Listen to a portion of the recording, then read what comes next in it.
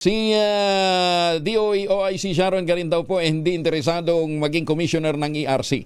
Report mula kay Giselle Report, RH15. Giselle, good morning. Good morning, Kuya Angel. Nilinaw ni Department of Energy OIC Sharon Garin na hindi siya interesado na maging commissioner ng Energy Regulatory Commission.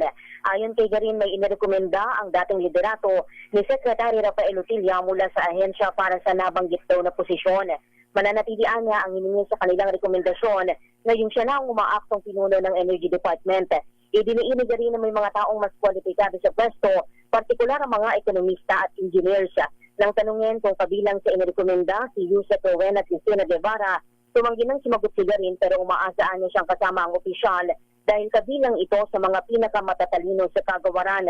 Matatandaang dalawang commissioner ng ERC ang magre-retiro na ngayong araw, kabilang sina Commissioner Catherine Maceda at Alexis Lumbatan.